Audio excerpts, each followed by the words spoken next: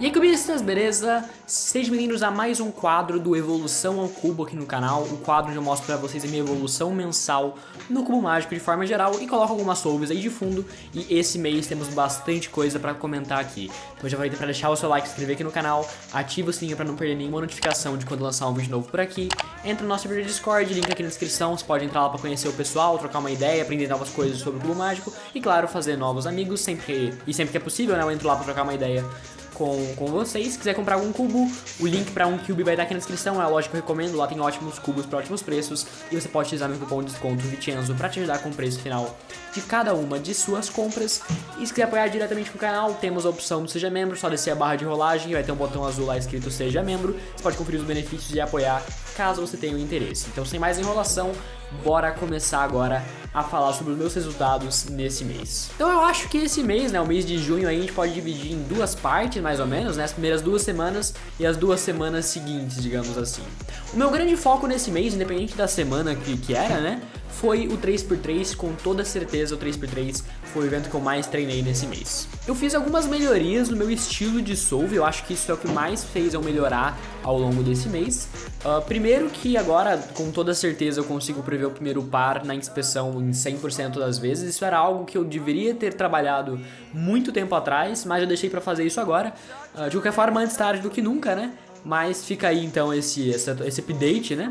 Agora eu consigo prever o primeiro par em todas as solves. Isso tem me dado uma grande vantagem sempre que eu pego o embaralhamento, porque agora eu não tenho uma pausa enorme entre a cruz e o primeiro par, que antes eu tinha na maior parte das minhas solves. Agora eu consigo prever o primeiro par sempre, e às vezes até escolher qual o melhor par para começar, ou então prever 2 pares e alguns embaralhamentos fáceis. Quero continuar trabalhando para poder fazer com que eu mas que consiga prever os primeiros 2 pares na inspeção com mais frequência. Eu acho que isso vai demorar bastante tempo para conseguir se concretizar, mas de qualquer forma é algo que tá aí nos meus planos também. Outra coisa que melhorou, e eu não sei muito bem explicar o porquê, foi o meu giro, né? O turning, que a gente chama, é uma parte importante da solve de qualquer evento, basicamente. E por algum motivo eu sinto que o meu turning melhorou no 3x3. Eu não sei muito explicar o motivo disso ter acontecido, mas eu sinto que o meu giro tá um pouco mais constante. Não sei se eu me adaptei de vez com o Valk Elite, porque às vezes o cubo influencia um pouco nisso, né? Você se acostumar melhor com o seu cubo, às vezes pode dar uma vantagem nesse sentido. Não sei se eu acabei me acostumando só agora, ou se foi algum outro motivo, não sei muito bem explicar, mas o meu giro acabou melhorando. E agora entra também a maior burrada que eu fiz esse mês. Em uma das semanas, eu acho que na primeira semana do mês ou algo do tipo, eu resolvi começar a aprender um monte de algoritmo. Eu acho que em uma semana, um pouco mais de uma semana, eu aprendi algo próximo de 140 algoritmos por 3x3, todos eles para Last Layer, né? Vou explicar aqui pra vocês o que eu aprendi. A primeira coisa que eu comecei a aprender foi o set L de ZBLL, né? A ZBLL, que pra quem não sabe, eu fiz um vídeo aqui explicando no canal já tem um tempo, mas é um método onde quando a cruz está resolvida para a última camada, você utiliza um algoritmo alternativo que resolve a última camada com um algoritmo só, né? Só que são bastante algoritmos que você precisa aprender e o reconhecimento fica um pouco mais complicado. Eu já sei o set T e o set U com muita facilidade, né? São sets que eu tô muito bem adaptados a eles. E o set L é outro que é quase um consenso de que vale a pena aprender em alto nível, claro. E que eu não sabia ainda. O grande problema do set L é que o reconhecimento é um pouco mais complicado, mas de qualquer forma eu resolvi aprender ele completamente, né? São 70 algoritmos, 72 algoritmos, não sei ao certo o número. E esse foi um dos sets que eu aprendi. Outro set que eu também aprendi, também de ZBLL, foi o set H, que é um set que nem todo mundo acha que vale a pena. Alguns dizem que vale, outros dizem que não, mas eu quis aprender. Não foi tão difícil de aprender, acho que em 2 ou 3 dias eu consegui aprender esses 40 algoritmos lá equivalentes a esse set. E um outro set de algoritmos também que eu aprendi foi um set de One Look Last Layer, que a premissa é basicamente a mesma da One Look Last Layer não, da ZBLL. Mas agora para qualquer OLL aleatória você faz um algoritmo alternativo que dá o PLL Skipper, né? O problema é que é uma monstruosidade de algoritmos, né? Tem 4.000 casos no total aproximadamente de algoritmos do método inteiro, então com certeza não vale a pena aprender todos eles, né? E mesmo que valha, se torna um pouco inviável. Tem várias outras coisas que você pode ir trabalhando que vão deixar seus tempos mais rápidos. Mas esse set em específico que eu aprendi é o set de linha, com 2 linhas horizontais, uma em cada lado do cubo, né? Esse set eu considerei que ele valesse a pena, né? E continuo achando que vale, porque o reconhecimento dele fica bem facilitado, né? Porque tem bastante bloco ao redor do cubo e a parte de cima não tem nenhum canto amarelo pra atrapalhar, né? Você tem bastante visão do cubo ao reconhecer ele. E aí que entra a burrada que eu fiz, que eu falei pra vocês, né? Eu aprendi um monte de algoritmo em pouco tempo, né? e eu não dei tempo suficiente para eu me acostumar com todos os algoritmos, né? Isso é uma parte muito importante do treino, da parte de aprender algoritmos do treino, né? Que você, além de aprender esses algoritmos em si, o ideal é que você tenha eles muito bem acostumados com você, que você consiga fazer eles sem precisar pensar muito, e essa é uma parte extremamente importante que muita gente erra, e foi exatamente o meu erro, né? Logo depois que eu aprendi esses algoritmos, pouco tempo depois, eu acabei mudando de evento que eu tinha como foco por um período de tempo, já vou falar um pouco mais sobre isso. E eu acabei deixando essa parte de treinar os algoritmos de lado, né? Existem várias formas de você treinar o algoritmo, e eu acabei deixando todos os algoritmos de lado, e o que acontece foi que eu esqueci boa parte dos algoritmos daquele 7 no Class Layer. Óbvio que eu lembro muita coisa ainda, né? Mas esqueci vários algoritmos, o 7H também, vários algoritmos eu esqueci, e o 7L eu lembro um pouco mais, mas ainda assim tem vários algoritmos que eu acabei esquecendo. Então, se quiserem aí um conselho, né? Não façam como eu, e quando aprender um algoritmo, seja um set de algoritmos, né? Seja o Friedrich, seja o CoLL, seja um algoritmo para 2x2, 3x3, qualquer evento, independente do que você está aprendendo, uma vez que você aprendeu, fica bastante tempo para se acostumar com esses algoritmos e garantir que você sabe eles muito bem, porque senão vai acontecer igual eu, você vai acabar esquecendo e não vai ser muito bacana. Mas aí chega na parte dos tempos, né, que eu acho que é o que o pessoal fica mais curioso. Como foram os meus tempos nesse mês? Bom, pra quem me segue lá no Instagram sabe que vira e mexe eu publico lá fotos de médias, de singles, de tempos que eu acabei fazendo, não só no 3x3, mas em outros eventos que daqui a pouquinho eu vou mencionar também. Então eu vou falar aqui pra vocês dos meus PBs que eu bati esse mês. E sendo bem sincero, eu acho que basicamente todos os meus PBs de 3x3 eu acabei batendo esse mês sem nenhum exagero. Então vamos começar pelo single, né? Quem acompanha aqui as lives do canal sabe que eu falava que o meu PB de single era 3.91. Só que tem um problema grande, né, nesse single. O primeiro deles é que eu nunca consegui reconstruir, então eu não tenho como ter certeza se foi Miss Scramble ou não. Miss Scramble é quando você erra o embaralhamento, resumidamente, né? E um outro problema também, né, é que esse 3.91 não foi no stack match. Eu acabei usando a barra de espaço naquela solve, o que significa que a contagem de tempo não é tão precisa.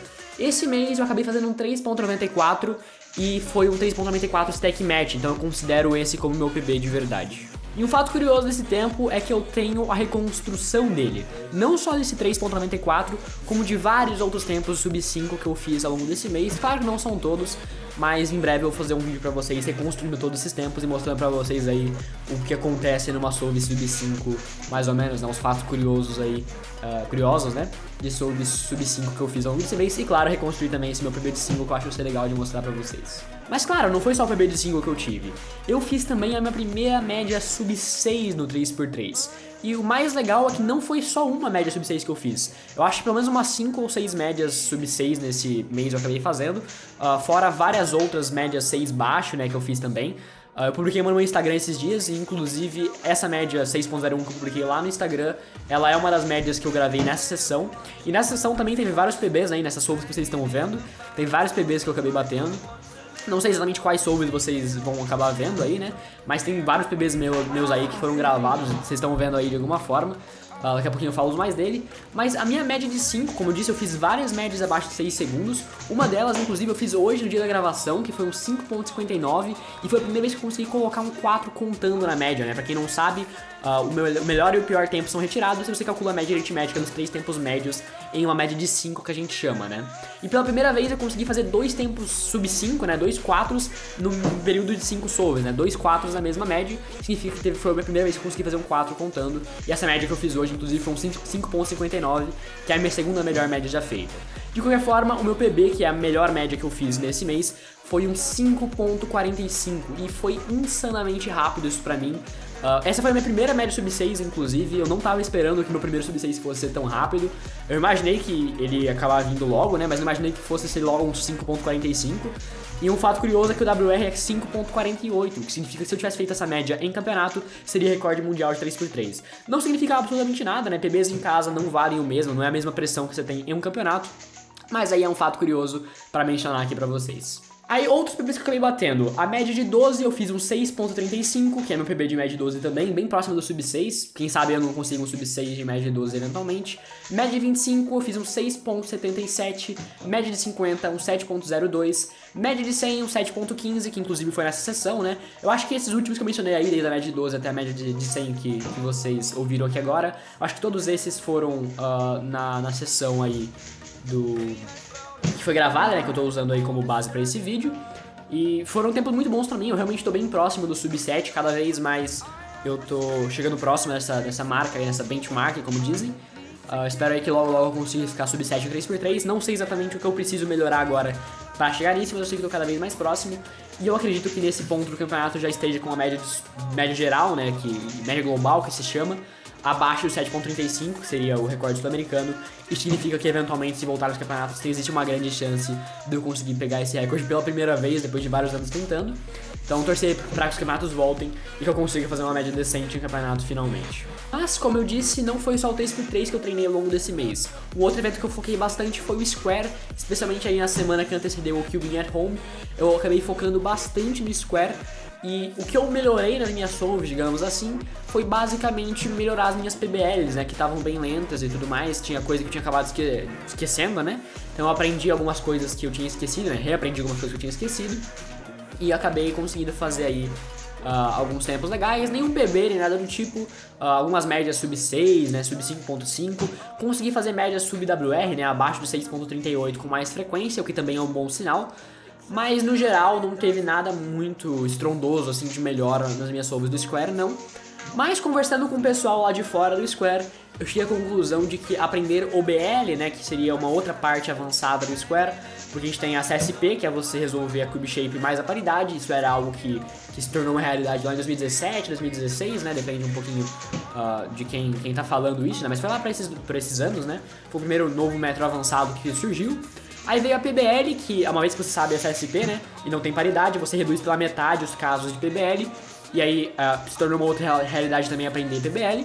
E a OBL sempre foi um pouco mais profundo a coisa, né, porque é um pouco mais complicado de reconhecer, mas ainda assim, conversando com o pessoal, conseguiram me convencer, né, de que OBL pode ser um futuro aí pro Square, então talvez aí ao longo do mês de julho eu acabe focando em aprender isso um pouquinho também, não tenho certeza ainda. Eu comecei a aprender alguns algoritmos, tentei aprender uma coisa ou outra, nada muito concreto ainda, vou ver aí se eu aprendo alguns algoritmos ao longo do mês de julho.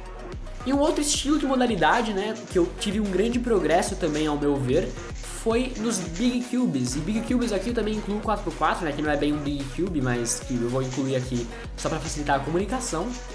Nessas últimas 2 semanas do mês de junho, eu foquei bastante em treinar os Big Cubes, eu fiquei bastante tempo treinando eles, tentando melhorar, e eu tive uma melhora significativa em absolutamente todos eles que eu acabei treinando, né.